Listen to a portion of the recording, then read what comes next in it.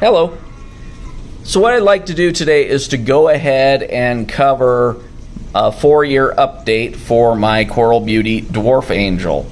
Now, my Coral Beauty Dwarf Angel I have had since June of 2018, so as of this month he has exactly been in my tank for 4 years. He has been an interesting character, to say the least, but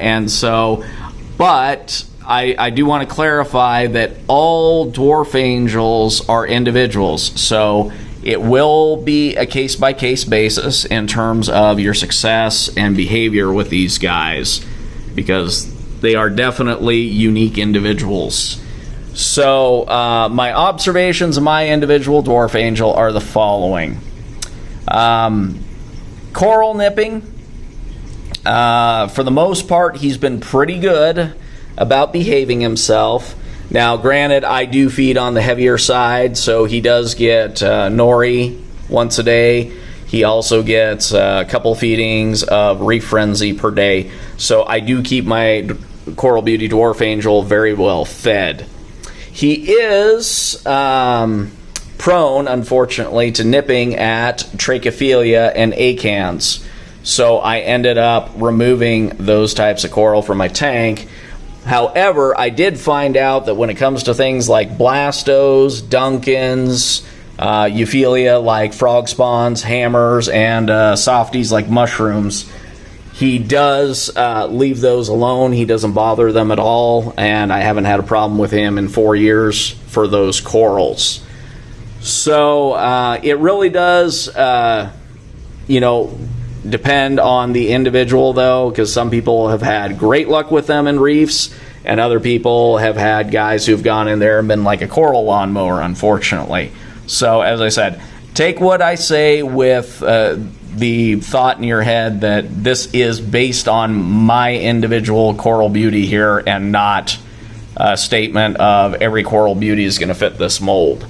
So, as far as aggression goes, the Coral Beauty is well behaved with his current established tank mates.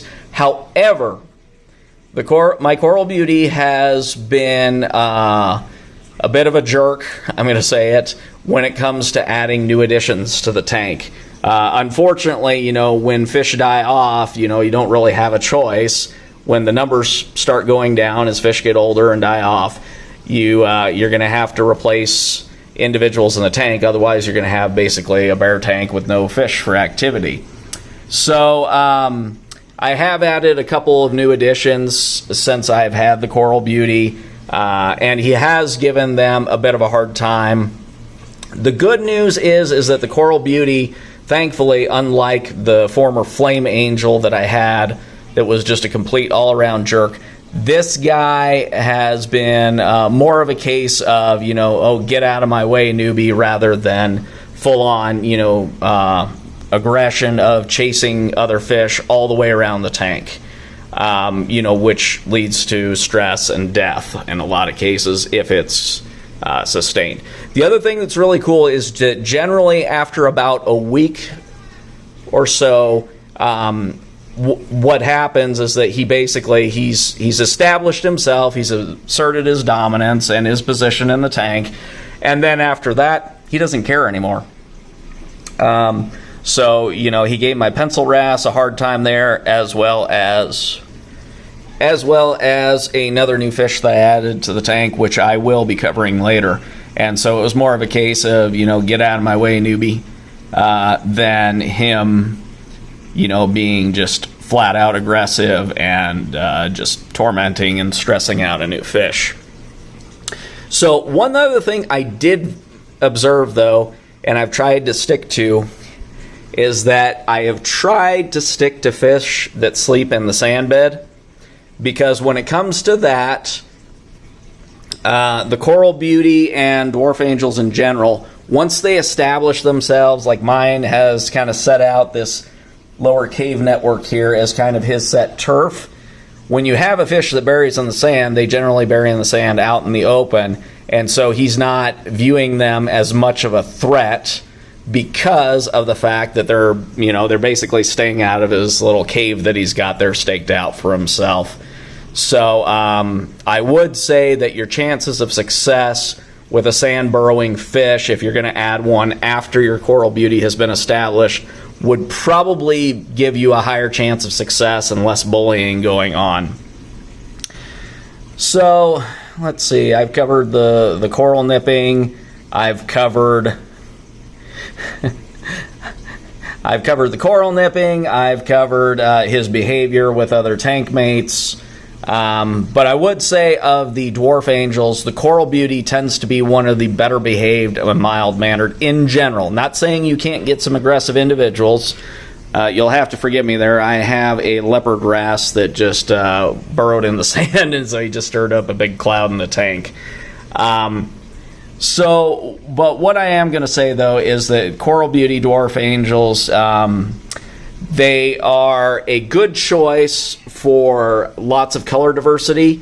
Their colors don't stand out as much as a flame angel or some of the others, but under the right lighting, you can get all sorts of different coloration from them. You know, like at times the head can look bright blue, at times it can look purple. Sometimes I've even seen kind of like a magenta color on the head, depending on which angle the lighting strikes it. And of course, you know, which type of lighting you have will make a big difference. So these guys, once again, they're a great choice in my opinion if you're going to attempt a dwarf angel in a reef tank. I would say as a whole, you're probably going to have more success with Coral Beauties than some of the other dwarf angels. I will tell you this much, that even though, as I said, individual case-by-case basis, I would take my chances with a Coral Beauty in a reef tank long before the likes of, say, a bicolor lemon peel or red stripe dwarf angel.